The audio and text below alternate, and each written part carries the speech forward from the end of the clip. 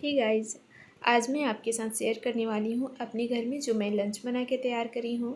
तो फ्रेंड्स, मैं यहाँ पे सारे वो चीज़ बताऊँगी जो कि मैं अपने लंच में तैयार करके रखी थी। तो चलिए फ्रेंड्स, मैं इसे बना के तैयार कर लेती हूँ। यहाँ पे मैं छोला के लिए पहले चना उबाल ली हूँ। ये देखिए, चना को मैं भिगो के रख दी थी। मैं यहाँ पे 6 से 7 घंटा चना को भिगोई थी। तो अब मैं चना को उबाल लेती हूँ।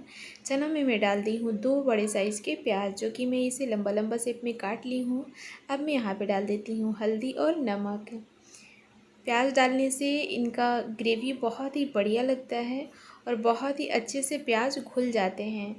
तो आप इस उबालते टाइम चना में आप प्याज ज़रूर डालें, चाहे वो बड़ा वाला चना हो या छोटा वाला चना हो। इसका टेस्ट बहुत ही बढ़िया आता है आपका छोला में। तो चलिए, एक तरफ छोला को मैं उबलने के लिए तैयार कर दी हूँ, रख दी हूँ। तो अब मैं यहाँ पे भुजिया बना लेती हूँ। यहाँ पे मैं एक कढ़ाई गर्म कर ली हूँ, इसमें डाली हूँ 1 चम्मच सरसों का तेल। इसमें मैं डाल देती हूँ बारीक कटा हुआ करेला। ये देखिए, करेला को मैं डाल दी हूँ। डाल के और अच्छे से पहले 1 से 2 मिनट इसे अच्छे से भून लूँगी। फ्रेंड्स, याद रखें, कभी भी करेला को कवर करके ना भूनें। उससे क्या होता है कि अगर हम कवर कर देंगे करेला को तो उसका कड़वाहट बिल्कुल भी नहीं निकलता है और बहुत ज़्यादा कड़वा लगते हैं। 1 से 2 मिनट बाद मैं यहाँ पर डाल दी हूँ हल्दी और नमक। स्टार्टिंग में नमक ना डालें, वरना बहुत ज़्यादा आपका चिपकने लगेगा और करेला अच्छा से भुनेगा नहीं, बहुत ज़्यादा टूट जाएगा। तो ये देखिए, मैं यहाँ पे इस स्टेज पे डाल दी हूँ प्याज। जब आपका 30-40% करेला कुक हो जाए तब आप इसमें प्याज डालें, वरना प्याज बहुत ज़्यादा जल जाते हैं, उनका टेस्ट उतना बढ़िया नहीं आता है। ये देखिए, करेला को और प्याज को मैं दोनों को ही साथ साथ भून लेंगे। करेला को मैं 40% पहले ही पका ली थी, उसके बाद मैं यहाँ पे डाली हूँ प्याज। 30-40% पकने के बाद ही आप नमक और हल्दी भी डालें, तभी आपका करेला का भुजिया या कोई भी चीज़ आपका बढ़िया बन के तैयार होगा। वरना स्टार्टिंग में डाल देंगे बहुत ज़्यादा ये सटने लगेंगे और बहुत ज़्यादा टूट जाएंगे। ये देखिए, मैं यहाँ पे मीडियम हीट पे भूनते हुए इसे पका ली हूँ। करेला और प्याज सभी अच्छे से पक गए हैं। ये देखिए, करेला को मैं तोड़ के दिखा देती हूँ। इससे ज़्यादा अब मैं इसे नहीं पकाऊँगी।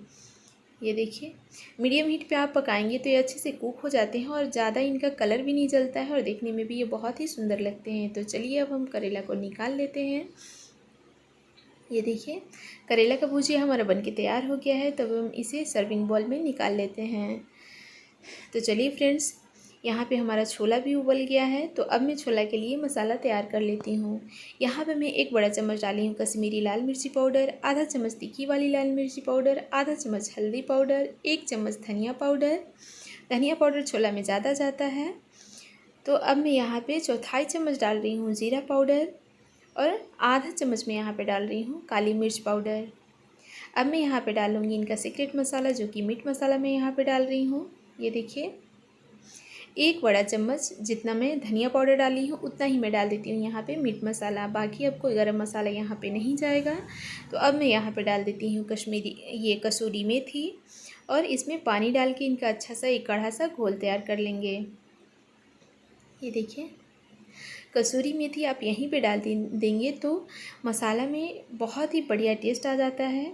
अगर आपके पास ना हो तो स्किप कर दें, अगर आपके पास हो तो उसे मसाला में ही डाल लें। तो चलिए, अब मैं यहाँ पे कढ़ाई को गर्म कर लेती हूँ। इसमें मैं डाल देती हूँ 3 से 4 चम्मच सरसों का तेल, साबुत जीरा, तेज़पत्ता, बड़ी वाली इलायची, दालचीनी, छोटी वाली इलायची, 2 लौंग और इन सभी को डाल के 30 से 40 सेकेंड अच्छे से भून लेंगे। और इसमें डाल देंगे आधा बारीक कटा हुआ प्याज, क्योंकि हम प्याज छोला में उबलते टाइम भी डाले थे। तो ये देखिए, अब मैं यहाँ पे डाल देती हूँ अदरक लहसुन का पेस्ट 2 चम्मच। इन सभी को डाल के मीडियम हीट पे ही अच्छे से भून लेंगे। अब हम यहाँ पे डाल देंगे मसाले का घोल, जो अभी मैं तैयार कर रखी थी, और थोड़ा सा इसी के साथ डाल देती हूँ पानी, ताकि मसाले अच्छे से भून जाएं। तो चलिए, इसे अच्छे से मिला लेते हैं। यहीं पे मैं डाल देती हूँ नमक। नमक मैं आधा चम्मच डाल रही हूँ, क्योंकि नमक हम छोला उबलते टाइम भी डाले थे। तो ये देखिए, मसाले हमारे अच्छे से भून गए हैं, ऑयल सेपरेट हो गया है। ये हमारा छोला भी एकदम सॉफ्ट उबल गया है और बहुत ही अच्छे से कुक हो गए हैं। तो छोला आप कभी भी बहुत अच्छे से ही उबाल लें, क्योंकि अगर आपका छोला अच्छे से नहीं उबला हुआ रहेगा तो उनका टेस्ट उतना बढ़िया नहीं आता है, क्योंकि जब छोला सॉफ्ट लगते हैं तभी खाने में अच्छा दिखते हैं और अच्छा लगते हैं। तो ये देखिए, मैं यहाँ पे मिलेट को 8 घंटा पहले ही भिगो के रख दी थी और मिलेट को मैं यहाँ पे बारीक पीस लेती हूँ। ये देखिए, मिलेट को मैं बारीक पीस ली हूँ। ये देखिए, छोला भी हमारा बनके तैयार हो गया है। तब हम इसे उतार लेते हैं। तो अब मैं इसे उतार के और वापस से एक कढ़ाई को अच्छे से गर्म कर लेती हूँ। अब इसमें मैं डाल देती हूँ मिलेट को। ये देखिए, जो अभी मैं पीस के रखी थी, और मीडियम हीट पे मिलेट को अच्छे से बराबर से चलाते हुए पका लेंगे, क्योंकि अगर आप इन्हें तेज़ हीट पे पकाएंगे तो ये अच्छे से आपका नहीं पकेंगे और ये बहुत ज़्यादा कहीं कच्चा और कहीं ज़्यादा हार्ड हो जाएंगे। तो इनका रोटी उतना बढ़िया नहीं बनेगा, बहुत ज़्यादा हार्ड बनेगा, आपका रोटी सॉफ्ट नहीं हो पाएगा। तो ये देखिए, मैं यहाँ पे एक तवा को गर्म कर लेती हूँ और इस मिलेट का मैं निकाल लेती हूँ और इसे अच्छे से हाथों से पहले इसे मसल के अच्छा सा सॉफ्ट डो तैयार कर लेंगे। जितना ही आप इसे मसलेंगे उतना ही इनका डो सॉफ्ट होगा। इसमें आटा का ज़रूरत बिल्कुल भी नहीं पड़ेगा आपको। ये देखिए, इसे हम जितना अच्छे से मसलेंगे इनका रोटी उतना ही बढ़िया और सॉफ्ट बनेगा। तो अब मैं थोड़ा सा ले ली हूँ आटा, आप यहाँ पे चाहें तो बेसन भी ले सकते हैं। तो अब मैं इसे बेल लेती हूँ। मिलेट का, कोई भी मिलेट का आप रोटी बनाएं तो उसे हल्के हाथों से बेलो। ये देखिए, तो अब मैं इसे तवा पे डाल देती हूँ। जितना हम गेहूं का आटा का जो उबाल के रोटी बनाते हैं, तो जितना उसमें गैस लगता है, जैसे कि वो ज़्यादा तेज़ हीट खोजते हैं, तो उतना ही हीट ये मिलेट का भी रोटी बनाने में खोजता है। जो हम नॉर्मल गेहूं का रोटी बनाते हैं, जितना टाइम लगता है इसे एक रोटी बनाने में, गेहूं का रोटी अगर बनाएंगे तो वो 3 रोटी बन के तैयार हो जाता है। तो इसमें टाइम टेकन ज़्यादा है, मिलेट का रोटी बनाने में टाइम ज़्यादा लगता है। तो ये देखिए, हमारी रोटी फूला फूला सा बन के तैयार हो गया है। मिलेट का रोटी बहुत ही फ़ायदेमंद होता है फ्रेंड्स। तो आप वीकली अगर आप 2 दिन भी खाएं तो बहुत ही फ़ायदेमंद होगा। ये देखिए, मैं यहाँ पे मिलेट का रोटी बना के तैयार कर ली हूँ। ये बहुत ही सॉफ्ट बने हैं, ये आप देखेंगे बिल्कुल भी ये हार्ड नहीं है। अब अगर आपको इसमें घी लगाना हो तो आप घी लगा सकते हैं। तो चलिए, अब मैं छोला को सर्व कर लेती हूँ। एक सर्विंग बाउल में इसे निकाल लेती हूँ।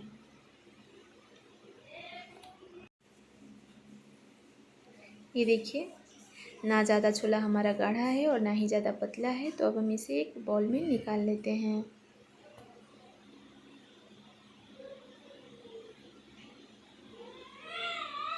एक तरफ मैं यहाँ पे छोला निकाल दी हूँ। अब मैं यहाँ पे सलाद को तैयार कर ली हूँ। ये देखिए, मैं खीरा और प्याज का सलाद तैयार करी हूँ। अब मैं यहाँ पे एक बोल में निकाल लेती हूँ। एक प्लेट में मैं यहाँ पे रखी हूँ मिलेट का रोटी, और एक प्लेट में मैं यहाँ पे निकाल दी हूँ करेला का भुजिया। तो चलिए फ्रेंड्स, मैं यहाँ पे चावल भी बना के तैयार कर ली हूँ। तो इस तरीके से मैं यहाँ पे आज खाना तैयार करी हूँ।